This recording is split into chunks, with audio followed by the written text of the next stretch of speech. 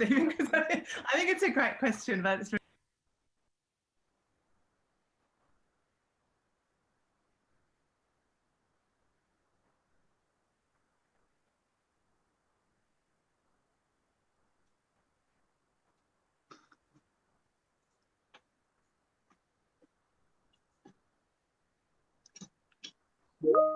Well, good evening, everyone, and welcome to the University of Tasmania's Island of Ideas online public lecture series. Thank you very much for joining us this evening. Firstly, before we start, no matter where we are in Australia, we're on stolen land, land that was never ceded. I'm on Muwinina land, but we have people from right around the country joining us this evening, as well as our great honour to have Behrouz Boochani joining us from New Zealand. But wherever we are in this country, we are on stolen land that was never ceded, and I want to pay everyone's respects to elders past, present and emerging, and acknowledge that until we have a treaty in Australia with First Nations people, we will still have significant unfinished business as a country.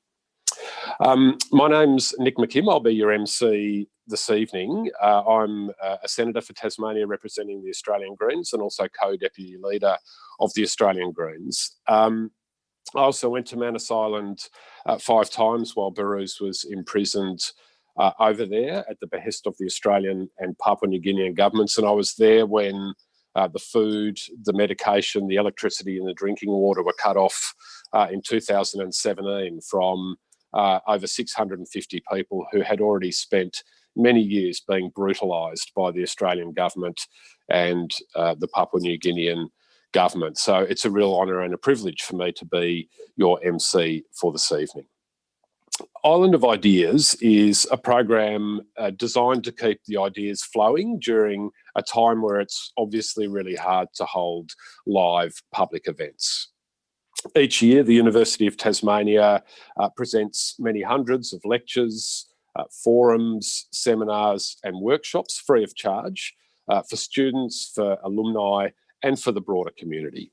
And these are a really important part of the university's role, and it's why we're hosting forums such as this one this evening.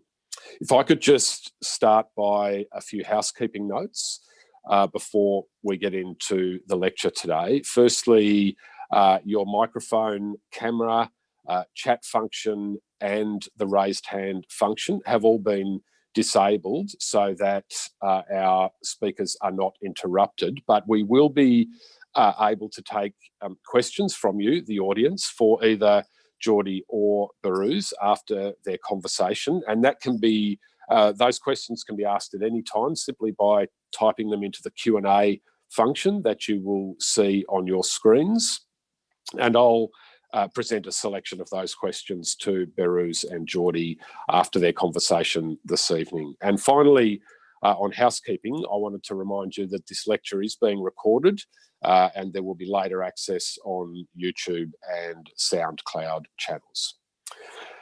I want to say a little bit about this very special lecture, and in particular, Sandy Duncanson. Sandy died in 2010. He was the principal solicitor for the Tenants' Union of Tasmania, and for 16 of his 37 years, he was a cancer survivor. The University of Tasmania holds a public lecture in Sandy's name every year to raise awareness of social justice issues amongst UTAS students and staff, legal practitioners and other professionals, and again, across the broader Tasmanian community. The lecture coincides with the announcement of the recipients of the Sandy Duncanson Social Justice Bursary, which provides funding for social justice projects or activities undertaken by University of Tasmania students, and it helps ensure that Sandy's real, genuine and passionate commitment for social justice is passed on to future generations. Before we announce the two 2020 bursary recipients, we're very pleased to be joined by Ms. Meredith Wilson, who will now say a few words via video on behalf of the Sandy Duncanson Social Justice Fund. Thanks, Meredith. Here in Glen Huon, on the banks of the Huon River, I acknowledge that I stand on the land of the Malakadi people and pay my respects to their elders past, present and emerging. Hello everyone and thanks for tuning in. My name is Meredith Wilson, and after many years of avoiding facing my crippling fear of public speaking, I've been asked to speak this year, and I'm hoping this online format will help me steady my voice. On the 10th anniversary of this lecture, the committee felt it was high time I spoke about Sandy Duncanson, the man I loved and married and still love, and the father of my children. Anyone who's attended these lectures will be familiar with the stories told from different perspectives, such as the trip to Werya Detention Centre deeply impacting Sandy's views when he volunteered to do paralegal work there in 2002 as a law student. Experiencing the terrible living conditions of detainees, and in particular his interview with a young detainee who'd attempted suicide, cemented Sandy's passion for social justice and calling out inequalities. You'll also likely be familiar with the stories of Sandy's very public campaigning on social justice issues that spurred him to action. But in all honesty, there are people watching tonight who could speak with far more authority than I can about Sandy's work. But I can tell you more about who he was, and very closely related to that, how this lecture came to be. I spent the last 4 years of Sandy's life with him as his partner and wife. During most of our time together, he was fighting the cancer that would eventually take his life. And even though he was often unwell and facing his own mortality, our lives were rich with experiences, humour, and the simple pleasure of being surrounded by the people we loved. And Sandy loved being surrounded by people, sharing his knowledge and ideas and listening. He was a devoted listener.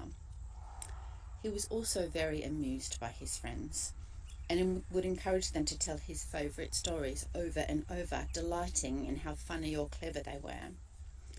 He was a champion of his friends, always building them up and revelling in topical conversations. Sandy lived his life with a special kind of intensity. By the time I'd met him, he'd already dealt with more than a decade of cancer treatments and multiple surgeries. And his attitude was clear. He wasn't going to waste precious time by dying. He had more to give, more time to listen, and more time to defend the causes that were important to him. Even toward the end of his life, he was determined to continue his work. As principal solicitor for the Tenants Union, he would struggle up the stairs to his office, dragging his oxygen bottle with him to continue the work that he loved. The thing with Sandy is that he carried you along with him. He had a magnetism, a generosity of spirit, and a profound amicability that recruited people along the way. At one point in his medical journey, he was refused surgery on a tumour in his heart due to the inherent risk. Not dissuaded, Sandy found another surgeon willing to speak to him. They bonded. They were both relatively young and shared a passion for mountain biking. And this surgeon seemed to recognise Sandy's determination to live, despite the odds against him. He agreed to perform the operation, which bought us the time, amongst other precious experiences, to complete a European holiday. That was Sandy. He brought out the best in those around him just by being himself. And in a very similar way, that's how this project became the gem that it has. After Sandy's death in 2002, there was a collective feeling amongst his friends and family that something had to be done to mark his life in passing. He was simply far too loved, his presence far too important, and the loss of him far too palpable to so many people. The idea of a social justice fund was floated as a way of showing the love and respect for Sandy in the sphere in which he worked. We saw it as commemorating who was and what he was passionate about, rather than his achievements. And as a result, we've seen how the influence of just one person can mobilise people to effect lasting change. The law school was also keen to ensure that Sandy's commitment to social justice should not be forgotten, and that his work would be continued in some way. And so the law school's lecture and the bursary were born together to commemorate Sandy's effect on so many around him, and to raise the profile of social justice in the state. The bursary started small. In the beginning, everyone pitched in to raise the first funds. Sandy's friends even held a fair to fundraise for the Social Justice Fund, crafting, baking, potting and selling raffle tickets. But the bursary and lecture has since grown to become a bigger movement of network people who continue to support social change. Over 300 generous donors have resulted in a total funds of $205,000. In many ways, I feel the project has now come to have a life of its own, and 10 years on, it's fitting to reflect on that and acknowledge that through the work of passionate and generous people driven by an ideal, something bigger exists today with its own momentum, making lasting changes. As just one example of that, one of the bursary recipients received funding to facilitate a forum between Community Legal Services and UTAS to establish a social justice law elective for students. That project bore fruit, and a community legal practice elective continues to exist within the law faculty, providing students with practical experience in the community legal service sector. This bursary is distinctive in that it is not exclusive to academically high-achieving students and is open to all disciplines. The recipients are chosen chiefly on the merit of their project. The bursaries provide a modest sum of money, but it comes at a pivotal time when recipients are at the beginning of their careers and have a creative idea that can make a difference. And we're on track now to soon be able to award 3 annual bursaries. For now, we know that each year there are 2 social justice projects happening out there in our community facilitated by the fund, and that each year that legacy builds as we watch those recipients go on to do amazing things advancing the cause of social justice in our community. The lecturer is the public face of the bursary, and the Honourable Justice Michael Kirby set the bar as our first lecturer in 2011. Since then, with the support of the law school and the personal contacts of the committee, we have continued to secure high-profile speakers who have informed us, challenged us, captivated us, motivated us, and invited us to reflect on various aspects of social justice. Many of the speakers are recognised as leaders in their fields, and this obviously serves as an inspiration to the bursary recipients who are just beginning the path to their careers. Before I wind up, I must say some thank yous. It has been an absolute joy sitting on the fund committee and to feel the strength of good intention behind it. I would like to acknowledge the contribution of the past and present committee members who have worked to ensure the high profile of the fund and lecture. Rick Snell, Natasha Chicha, Beverly Jefferson, Anya Heikelmeyer, Charlotte Hunn, herself a bursary recipient, Steph Callahan, Sally Glaetzer, Jess Feely, and the current chair, Jane Hutchinson. I would also like to acknowledge the support that the fund has received from the UTAS Law School, who initiated the lecture and who have since hosted the lecture in conjunction with the bursary. And of course to the many donors, some of whom have made individual donations, some of whom continue to make monthly donations. We are so pleased to be able to put these contributions to work in the community. Thank you. Despite saying that the lecture has grown to be something much bigger than Sandy alone, I'm going to be a little self-indulgent and end on a personal note. 2 weeks after Sandy's death, I received news that I was pregnant with our first child, Iris, who is now 9. A few years later, Iris was followed by Luca, now almost 7.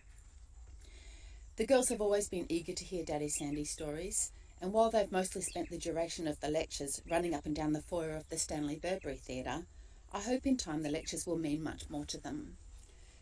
For now they know it's about what a special person their dad was, that he was a lawyer, and that he looked after people who were vulnerable. For me, the moment I enjoy most about the lecture is when we are seated and I can take a moment to look around the theatre and recognise the familiar faces of the people whose lives Sandy touched. This year is a very different lecture, but I know those people are all watching, including Sandy's family in Melbourne. For us, it's a bittersweet time, but we will continue to celebrate who he was, and we will continue to celebrate what those around him have achieved in his memory, and be grateful for what it has become 10 years on. Thank you.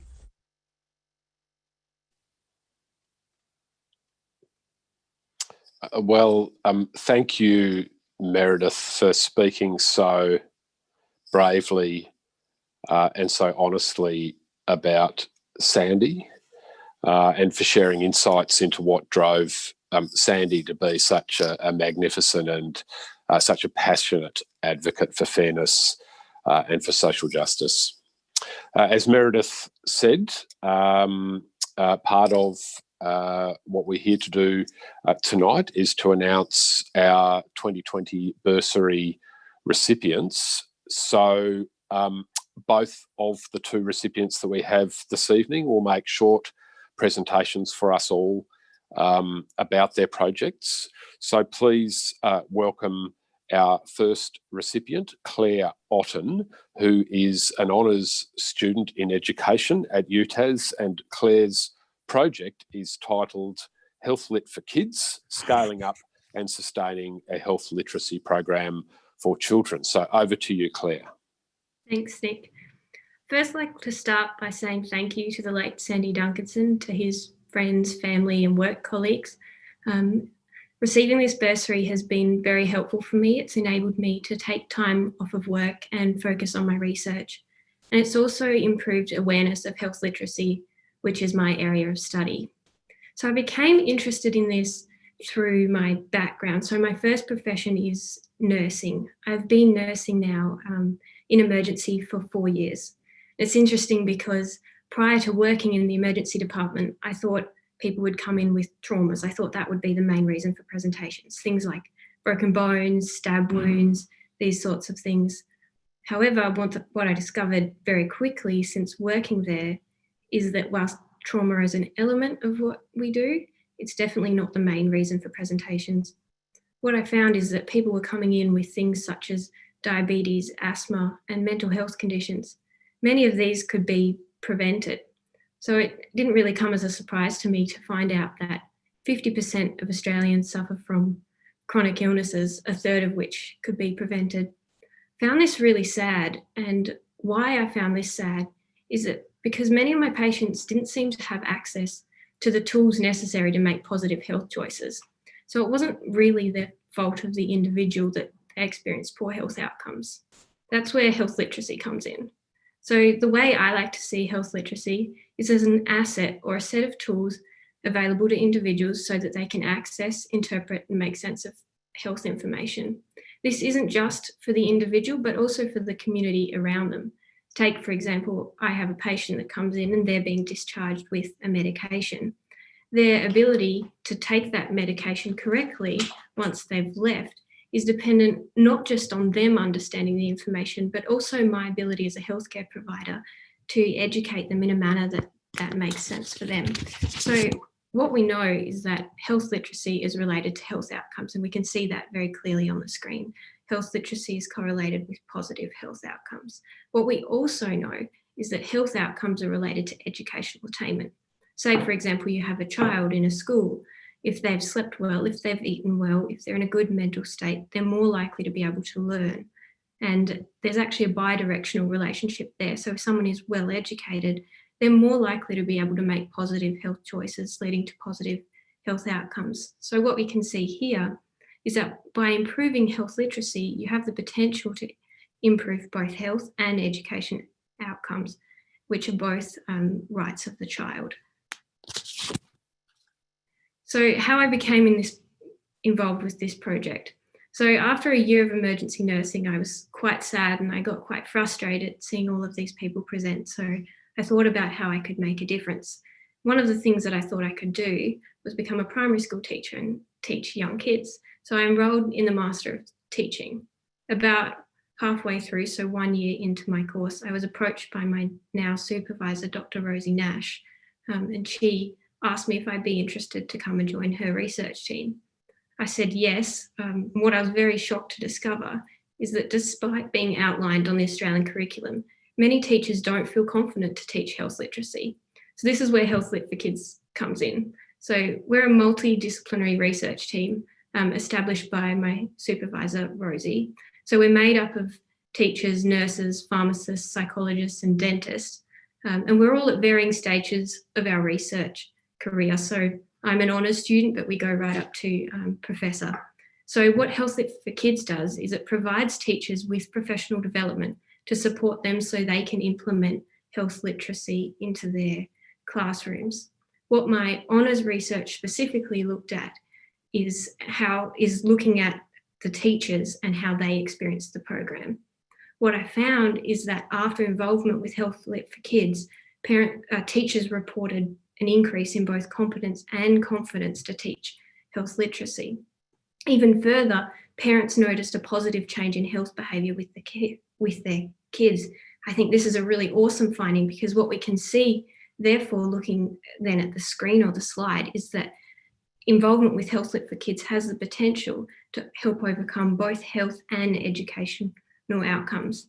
So we've since been recognised by the World Health Organization as a demonstration project and a potential key strategy in overcoming inequities, both in education and in health.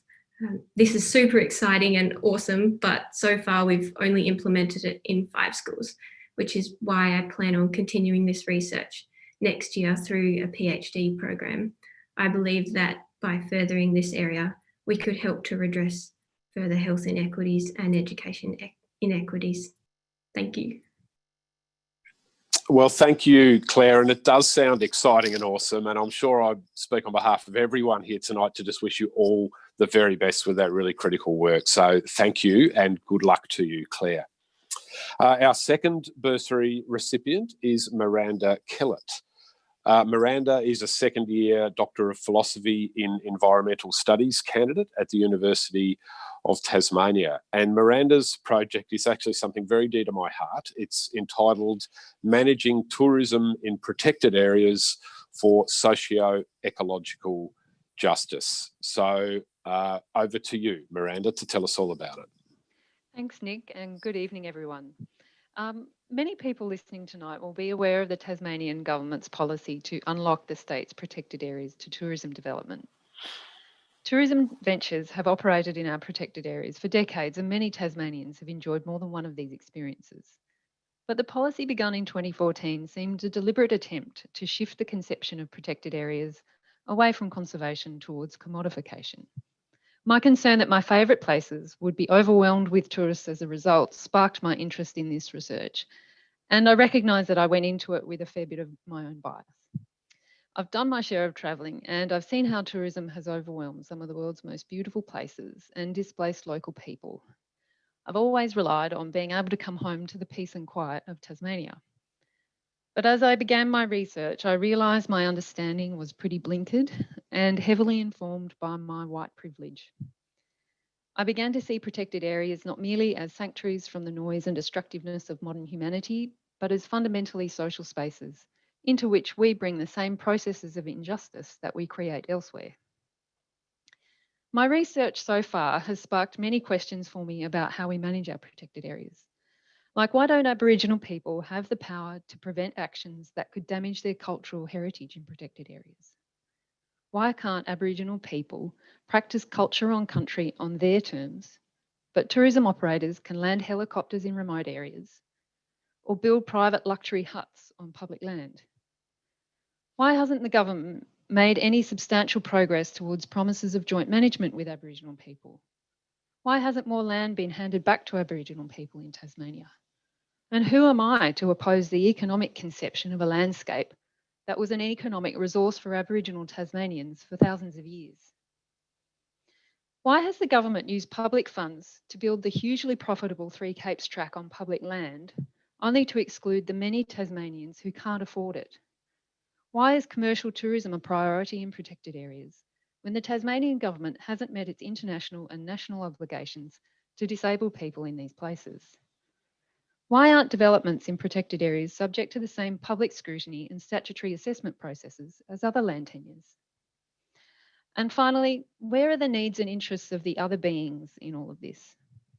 The plants, animals, fungi, rivers and forests, the mountains, the very beings we are apparently trying to conserve. We live among them, we speak to them, invite them into our homes and gardens, eat them, are sheltered by them, we love them, grieve when they die, are scared of them. We write about them, paint them, and lay down in front of bulldozers for them. And yet our Western system doesn't recognise their spirit or their essential role in our social systems. Why don't they have representation in our governance system? Why can we give legal personhood to a corporation and not Cradle Mountain? As the Fauves once wisely sang, dogs are the best people. The idea of recognising the personhood of other beings or systems, the rights of nature, is no longer radical and has already been put into law in other parts of the world. With our ecosystems in crisis, it might be time to change how we relate to other beings, and where better to start than somewhere we have deliberately set aside for their conservation. My research will entail analysing the governance and management of Tasmania's protected areas to understand how well existing arrangements deliver justice and what improvements can be made. I'm using principles of justice already outlined in philosophy, ideas such as just distribution of costs and benefits, just procedure and recognition, restorative justice, spatial and temporal justice, and achieving capabilities. But I'm not just going to rely on what a bunch of academics have had to say about what's fair. I'm going to test these ideas with people who have different kinds of relationships with Tasmania's protected areas, including recreators, tourism operators, Tasmanian Aboriginal people, the disadvantaged, and management experts. I'm asking them to go with me into our protected areas and talk to me about what those places mean to them, what they think is fair in tourism management, and how tourism has impacted them. The tricky part is always determining how to assess competing interests. I'm not pretending that everyone can have what they want or that we can achieve a perfect utopia. But the hope is that if the system is fair, that outcomes can be just, and will help to ensure that your great-grandchildren will know the beauty, richness, and variety of our home just as you have. While the pandemic and climate change might make some of us think that the fears and issues around tourism will just go away and that we have bigger problems, my response is that tourism is really just a problematising example for injustices inherent in the governance system and will manifest in other ways, such as bushfire management or resource allocation. With more than 40% of Tasmania being comprised of public protected areas, I think the question of whether justice is being done in these places warrants attention. I'd like to thank the committee and everyone who has contributed to the Sandy Duncanson Social Justice Fund. I'm incredibly grateful to be a bursary recipient this year, and it will be of enormous assistance in carrying out my research. And I'd like to thank my supervisors, Andrew Harwood and Jamie Kirkpatrick, for taking me on. Thank you for your support. Well, thank you, Miranda. And those are topics that are massive in scope, and many of the concepts that you mentioned in your presentation then are of critical importance to us as we move forward with our climate breaking down around us, with nature under ever increasing threats. So once again, I'm sure I speak on behalf of everyone here saying thank you, Miranda, good luck and all the very best with your really important work. So this year's Sandy Duncanson Social Justice Lecture will take the form of a conversation, and it'll be a conversation between award-winning author Behrouz Boochani and his publisher and esteemed literary critic Geordie Williamson. Firstly, to Behrouz. Behrouz is a Kurdish writer, journalist, scholar, cultural advocate and filmmaker. He graduated from university in Tehran and holds a master's degree in political science, political geography and geopolitics. He's been appointed an adjunct associate professor in the Faculty of Arts and Social Sciences at the University of New South Wales, and is a visiting professor at Birkbeck Law School at the University of London. He's published and still publishes regularly with The Guardian. His writing features in the Saturday paper, the Huffington Post, New Matilda, the Financial Times, and the Sydney Morning Herald, amongst other outlets. He is a co-director of the 2017 feature-length film Chalka, Please Tell Us the Time, and is a collaborator on the play Manus. His book, No Friend But the Mountains, Writing from Manus Prison, famously won the 2019 Victorian Prize for Literature the Special Award at the University at the New South Wales Premier's Literary Awards, and the Australian Book Industry Award for Non-Fiction Book of the Year. It also won the National Biography Prize. Behrouz was a political prisoner incarcerated by the Australian and Papua New Guinean governments on Manus Island for nearly 7 years. He's recently been granted asylum by New Zealand, and he joins us today from Christchurch. So could we welcome Behrouz in the traditional way, please? Yeah, thank you very much. Thank you for having me today, for inviting me. It is a great honor to be here. I think the last time I have a special feeling towards Tasmania because yeah, I have lots of friends there. And I think the last time that I was speaking in Tasmania was exactly 3 days or 2 days before the federal election. So we had that event with Nick. And so we had the happy day because we thought that it is the time for creating change in Australia. And we were hopeful that finally this government changed. So I remember exactly how it was on that time. So, but unfortunately, so that didn't happen. And now exactly is, I think, 3 days remain to the election in New Zealand. So we have election here now. So, but it's very important for Greens and to stay in power or in the parliament. So it's very exciting election. That shows that how the time goes fast and how is important that always people in a democratic systems struggle to keep their achievement alive, keep their values. And these elections are very important, but unfortunately in Western countries, many people really don't care about the elections, but it's very important. I talk on based of my experience.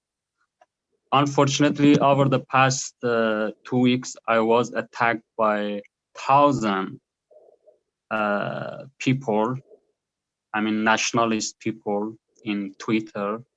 Because why? Because I did a tweet. I talk about the future and what will happen for the minorities in Iran if we have a regime change. And over the past 2 weeks, you know, people who know me, they know that I never talk about Iran in the events, which is about Australia, because I think this matter is particularly about is written to Australia, and I didn't want to talk about Iran in these events. I talk about Iran in other places. But now I would like to talk about Iran a little bit, because for 2 weeks I have been thinking about this, that what is different if we compare Iran with Australia, what is different? I think there is a huge gap here, which is, of course, Australia has done lots of bad things and still continues. Still, if we just talk about the refugees, still people are in detention. Still, this policy continues. But in civil society, I think there is a knowledge, there is a culture that people should respect equality, respect values such as justice. You know, we have this knowledge, which is a part of the culture, which is a part of the public culture. And we know have that in a country like Iran. Because what I said in Twitter, I said what will happen for these minorities. And everyone attacked me and they accused me that you want to separate our country. But I didn't say that. I talk about the minorities, what will happen for the minorities. So of course, I want to say this. Of course, there are many problems in Australia, but still we have a public knowledge about justice. A part of the society really struggle to understand the minorities, struggle to understand indigenous people, struggle to understand the woman, feminism, all of this. Of course, in Iran, there is this culture too, but it's not big, you know? So that is my experience I wanted to share with you. So unfortunately, yeah, I was attacked by 1,000 people, which was really shocking because I said only something, a very simple question. I asked a simple question. So, and I was thinking about this, that I raised many questions in Australia. Of course, I have been under attack by many people, but I have had supporters too in Australia. But in Twitter, when I say that about Iran, yeah, most of people attack me. And that was very shocking. So I wanted to share that experience. So what's happened since that time that we were talking in Tasmania before the election until now? We had bushfire in Australia, which when I came to New Zealand, I could see the smoke. And I was I was joking that, oh, Australia is chasing me everywhere I go. Now it's smoke, you know? That was very interesting. So we had bushfire, we had corona, and still continues. And for corona, I had another imagination. I'd say that it seems that for many years, I was shouting, you know, that look at us. We are some people who are in this island, who are in this prison. We imprisoned by Australia, and people didn't hear us. And after 6 years, when I came out, it seems that I brought the prison with myself and spread it around the world. And now I am free because I'm in New Zealand. So yeah, that is another imagination. So another thing is that the policy still continues. Of course, 85% of the refugees left Manus Island and Nauru, and they got freedom. But still, hundreds of people are in detention in Australia, and at least 200 people, 220 people, 50 people are in Port Moresby and in Nauru. So still, even if everyone gets freedom, I think still the policy exists. So all of this I say just to say this. It is a very known slogan about justice. We are living in a world that when there is something injustice somewhere, that is our matter. That is our matter. And I think that is important. You know, what's happening in Australia, what's happening in Iran, what's happening in America, is our matter. You know, we are living in a world that everywhere anything wrong happen is our matter.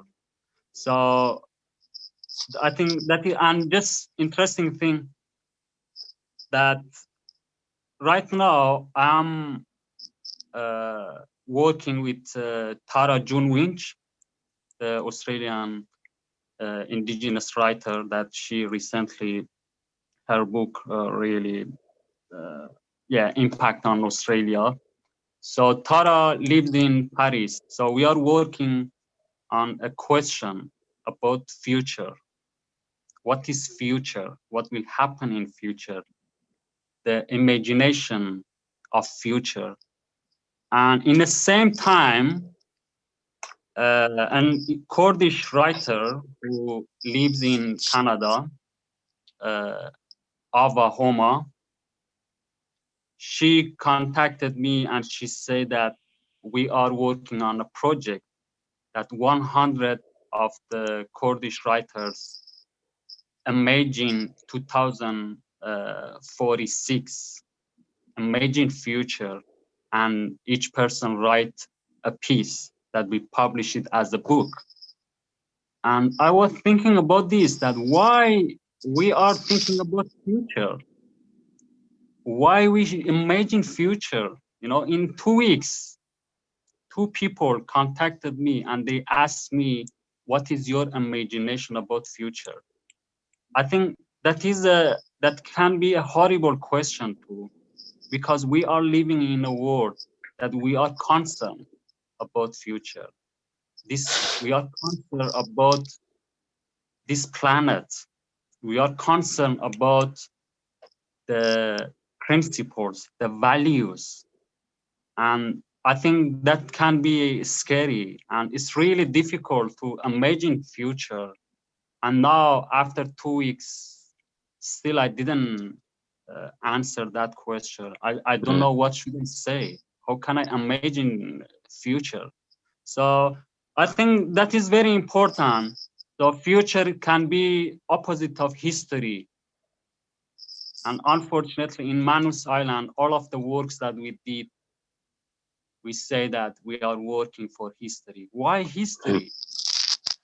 Why history? Because we are disappointed with this generation, because we think that we should change on future. We should rely on the next generation, to the young generation. That is scary. That is really sad, because when we are saying that these people are in detention, or like indigenous kids are in custody, why people don't care? Why we should think about future? Why we should think about history? Yeah, I think I talk a lot. Yeah. Behrouz, that. I'm very lucky because I've spent many evenings in deep conversation with Behrouz about life and philosophy, and that was just a great insight into Behrouz's independence of thought and his intellect, and the way he analyses important events in the world. And you are absolutely right, Behrouz, where there is injustice, it is a matter for every single one of us. And I know that Sandy Duncanson would have felt exactly the same way and would have agreed strongly with you.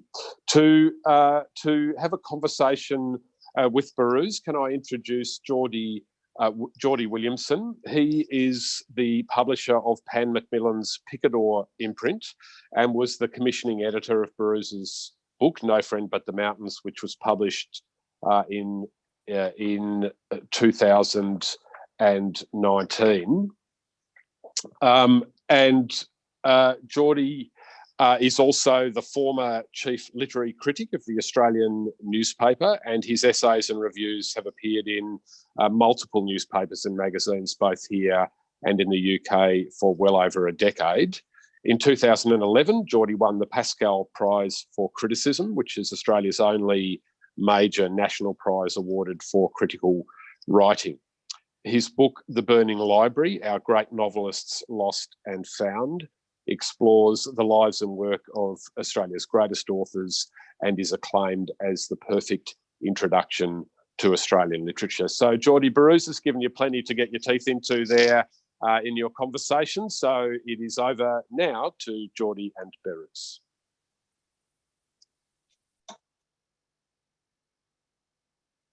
You're on mute, Geordie.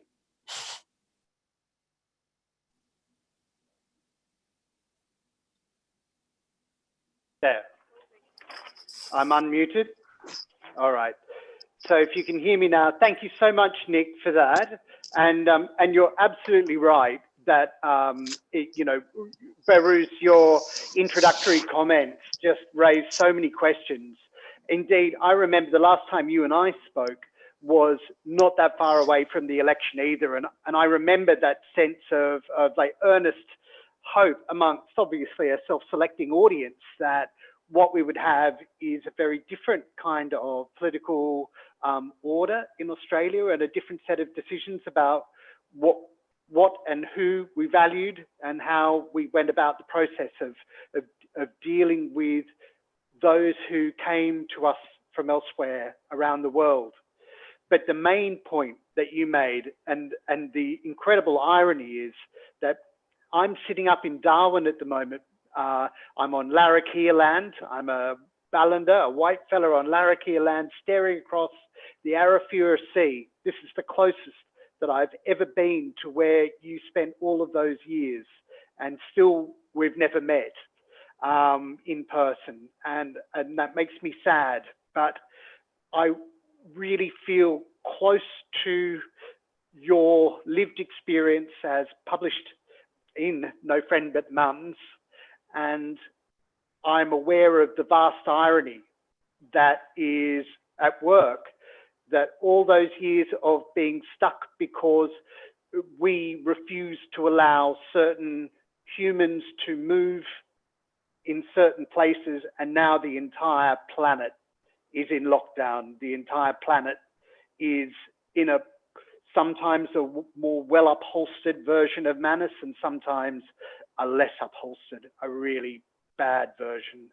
So I wanted to ask you, Behrouz, as an opener, you've now had these months to come to terms with real change.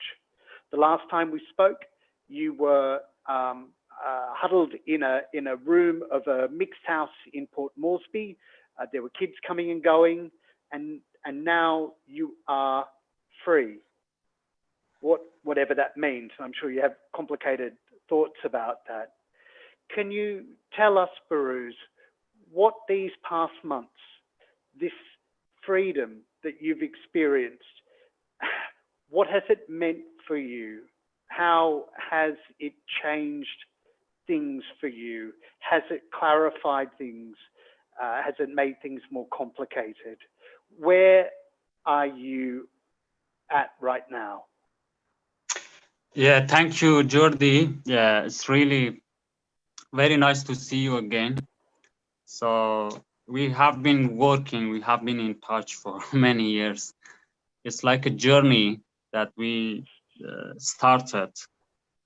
And so that journey started from the first conversation that we had such a long time ago. And I think that reminds me that I should acknowledge Omid Tawfiqian and Manus Mansubi. I think we couldn't have done all of this without Omid and Manus, because yeah, they translated my works, and I think that is incredible what they did. And you know, it's very difficult. I can look at this 10 months or 11 months in different ways, different aspects. So if I talk about in a personal life, yeah, of course, something changed for me. And so I have a simple life like others. So, but, and you know, I have tried to settle down and accept that I am free, because it's really difficult. So when you are in a detention or you are in prison, you are struggling to get freedom. And later, when you get freedom, you still should struggle to understand freedom, to understand that you are free and you accept that, which is not easy. So I think that is a good experience that those people who work with prisoners, those people who work in this field, when the refugees or detainees, they come out, they release from detention, they really they need some kind of support, which is, this support is not mean that they provide them accommodation or this kind of thing. This support is that they understand them, that these people still are struggling to understand that where they are and to understand where their feet is on the soil. You know, it's difficult experience. It's difficult to express this, but of course, for me, yeah, I have been trying. And Nick came here, which was incredible, really. Before Corona, some of our friends from Australia, they used to come here and they stayed with me. So Nick came here. We went outside.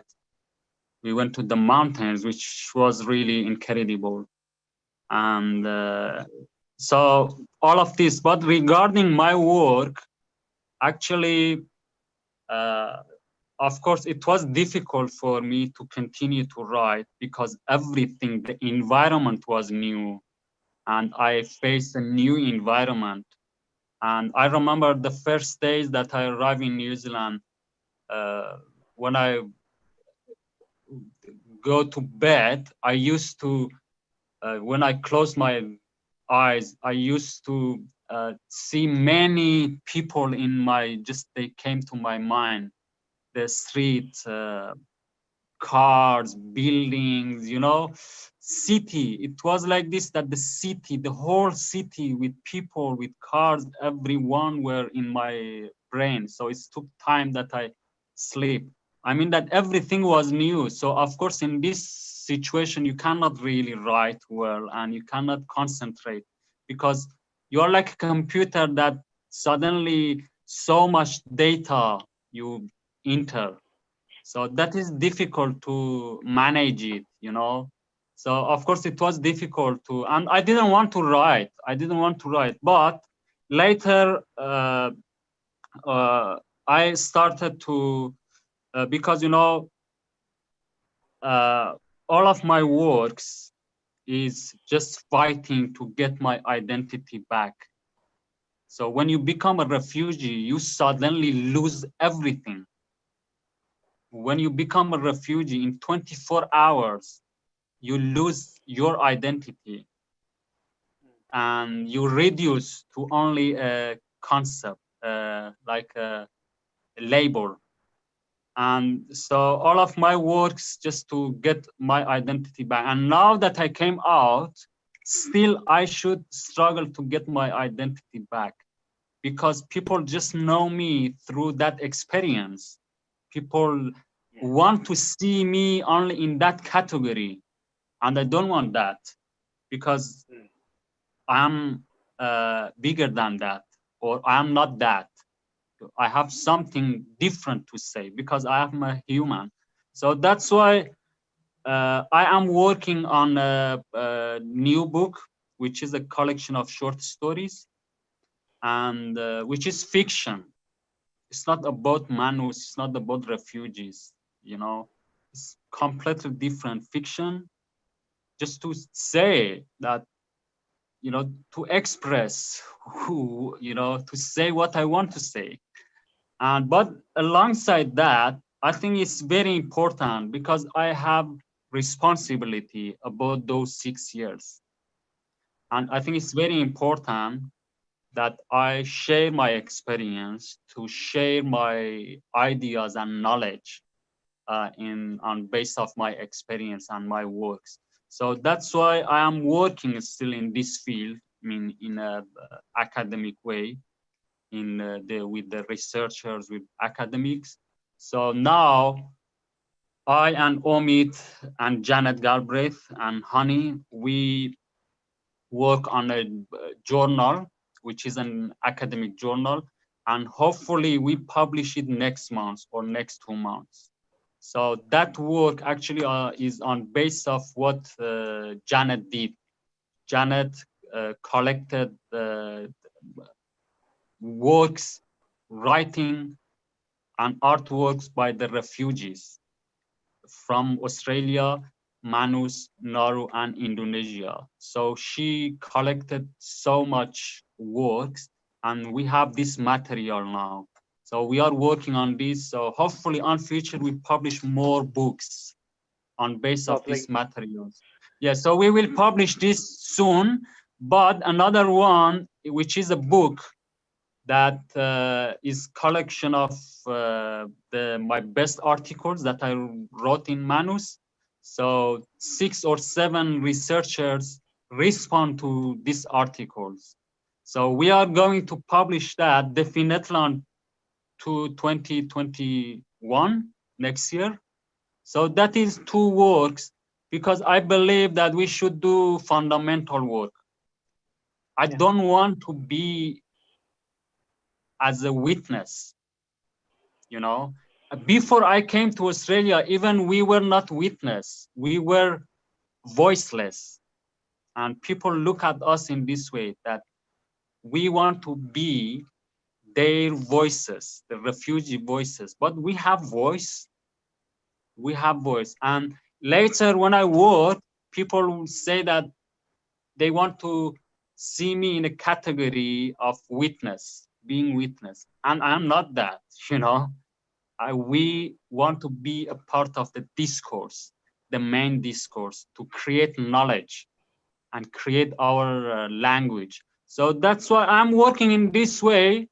So hopefully on future, we publish more. Yeah, so it is a long way.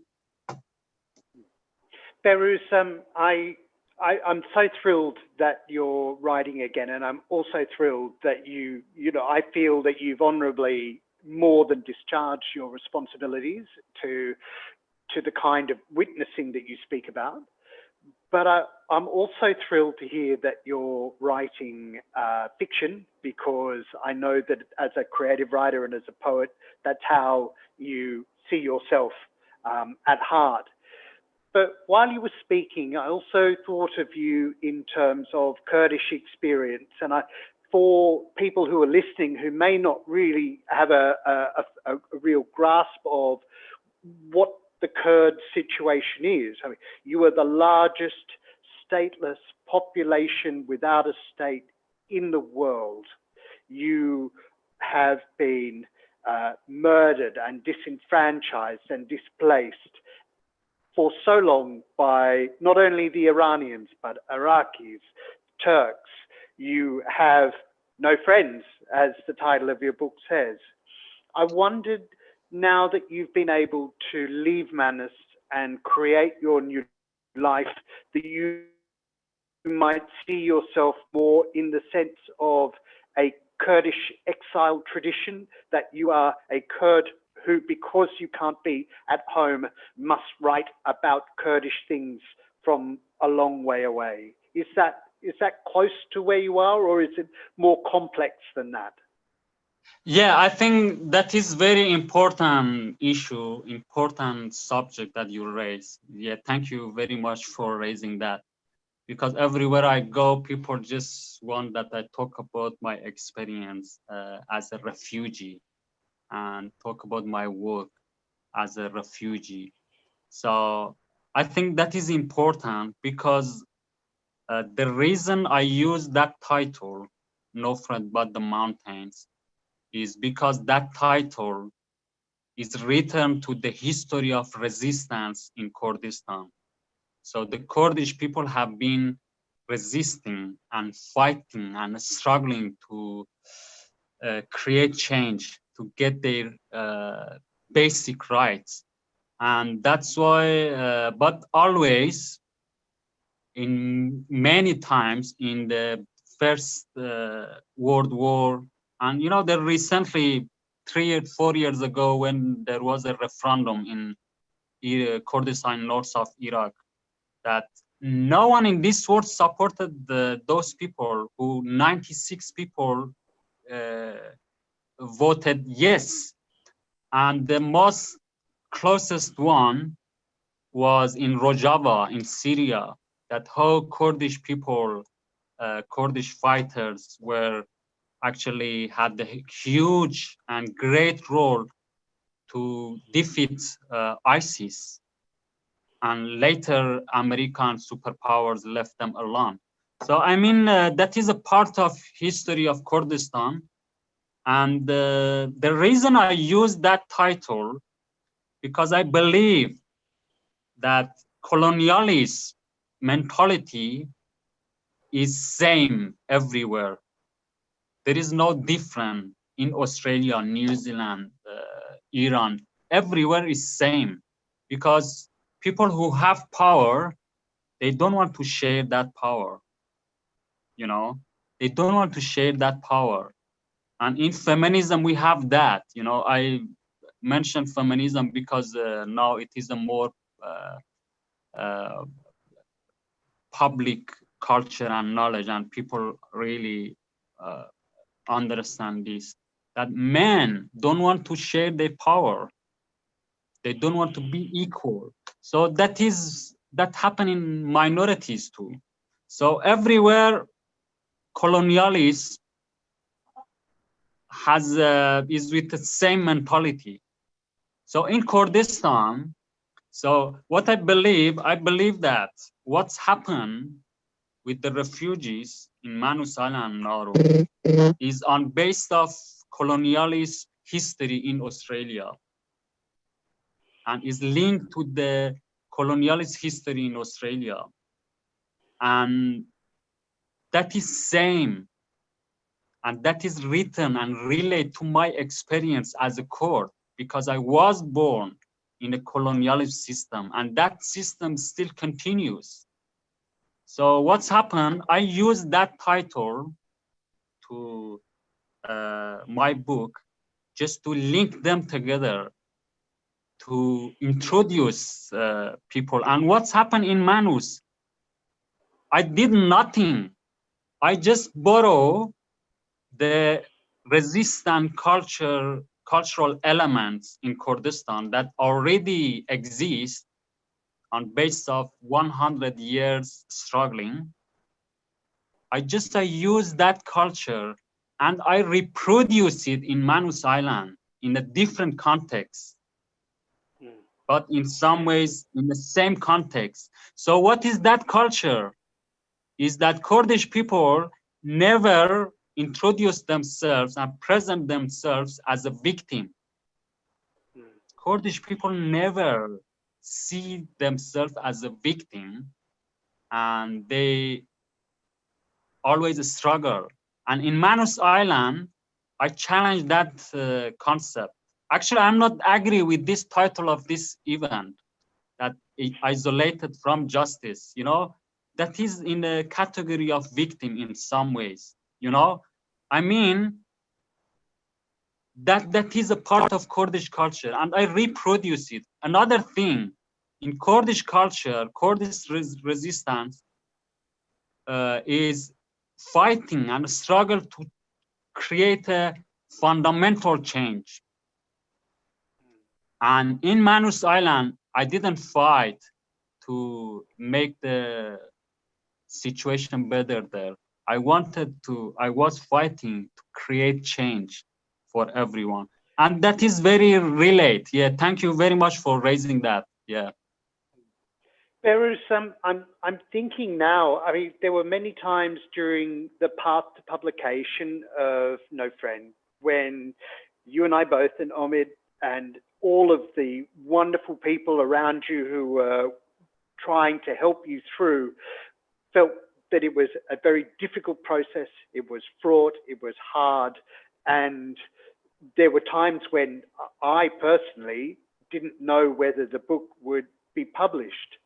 But looking back now, years later, and the effect that it has had, I feel ashamed that we aren't braver about asserting that change can occur if the voice is eloquent enough and urgent enough and loving enough and angry enough as yours was and continues to be, have you come to have more faith and more optimism in the power of words and stories and the kind of arguments that you've just described as being, you know, very Kurdish at heart, to really change things? Because your experience surely gives us cause for optimism.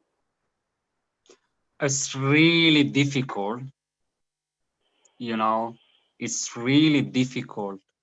That is my experience, because on base of my experience, so who I was in Manus Island, those people who read my works, my articles, the book, movie, and they know me, they know that I knew what I am doing.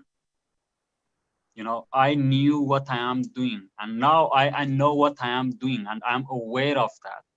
And I think that is important that we acknowledge that.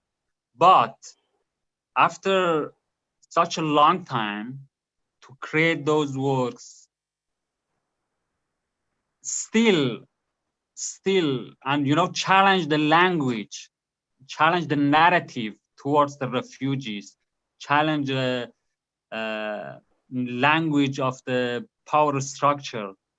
After all of this, you know, many people still look at me in the category, they victimize me. They want to see me in that category. You know, that shows that how is difficult. And if I see those people in face to face, I tell them, look, 5 years ago, I wrote an article about victim and this concept.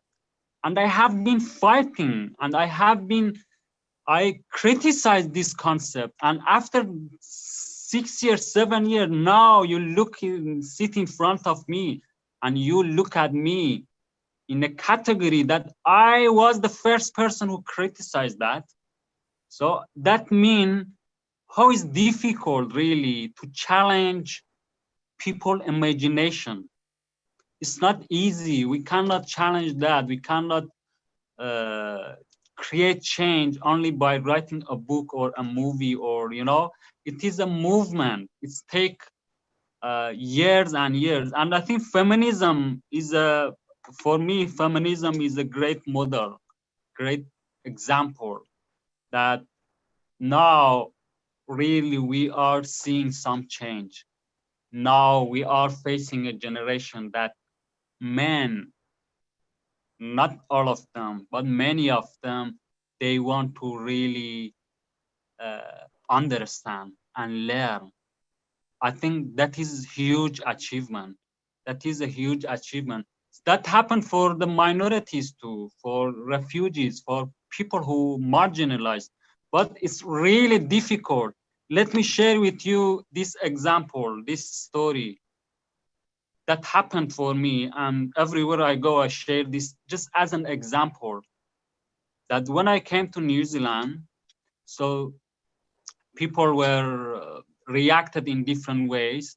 But one day I was walking in the street and a woman came to me and say, "Oh, you are Behrouz?" I say, "Yes." And she, was very excited and say, I read your book, I watched your movie, I read your articles, all of these.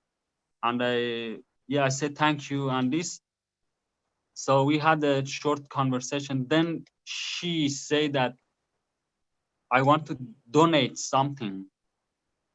You know, I mean, that she read all of my works. She read my book. She watched my movie. She knew me very well, but still she wanted to donate me. That shows that even I didn't create change only for myself too. So compare that we create a change, challenge this imagination. It's very difficult. It's very difficult, but yeah, we no have voice way. We should always fight for justice. We always have to fight. But of course, it's very difficult that people look at others in a, look at people in different way. Yeah, it's very difficult. Behrouz, I think that it's a function of how successful you were as a voice for those who didn't have voices. And I recognize that it is hard for you to escape from that, but I know that you will, because your writing has its own grace and you have your own talents. So I'm writing different books. Let us publish the I'm different books. Yeah. I had this conversation with Tara June Winch, about we were in an event in London, and I think she had because she is an indigenous writer and she writes in that context, and now people expect that she only write about indigenous people. No, she's a human. She can write about anything that she wants. I mean, that is difficult. And for me, people always expect that I write only about refugees. I do that. I'm proud of that. I do that because it is a part of the way. But I want to write about different things too. Well, Behrouz, I think we've reached the point where it would be lovely to open up the discussion to others who might wish to ask you questions. Can I say how wonderful it is to see you happy and well and free? And I hope we get that chance to break bread in New Zealand very soon. So I'll pass you over to Nick and wish you all the best and speak soon. Yeah, thank you, Geordie. Hopefully to see you here. Yeah. Well, thank you, Geordie, and thank you, Behrouz. A very interesting and stimulating discussion, and it has led to some questions from people who are here at this event tonight. I won't be able to get to them all because we are a little bit over time, but I'll do my best. The first one, Behrouz, is a question for you. And Maria asks you, has the Australian government apologised to you for the way that it has treated you? And secondly, do you accept an apology from the Australian people for how you have been treated by the Australian government? I think, my story is different. Now I am free here. But just look at this, that now there are hundreds of people who are in detention now in Australia, in Port Moresby, in Nauru. Doesn't matter that the Australian government apologized for the people, I think I should shift this to those people who are in detention. So there are many stories. My story, always I say that, is not a personal story. It's not a personal story. If it was a personal story, and I was struggling to get freedom for myself, I could do that a long time ago, because I was privileged enough. I had enough international support to find a way, or even to deal with the system, and they let me go. It was not a personal story, and I didn't work that they apologized me or this. I worked for, and when Manus Island closed and they sent us to Port Moresby, actually, and most of people left, just 200 people remain on that time. I was a person too, and I didn't want to say that I'm a hero. I want to stay there forever. That didn't make sense. And also I was not safe on that time because I was in Port Moresby it was really difficult. Every day I faced some difficulties. So, but really, I hopefully one day that officially that happened, not for me, for all of the refugees, but we should remember that apologize, official and formal apology is not mean that that doesn't happen again. Yeah. You know, because Kevin Rudd did that. And exactly the same person, he separated many families, you know. He did that in a different group of people. So I mean, that really, and with the indigenous people, they apologize, but really that means that we have a huge change in Australia? No, still, you know, I as a person who just look at the whole story with indigenous people, I see that nothing changed in that country. So apology is not, but I hopefully one day we have, I don't believe in those structures, but there is no way in that system that we have royal commission towards that people see other part of who is behind this policy.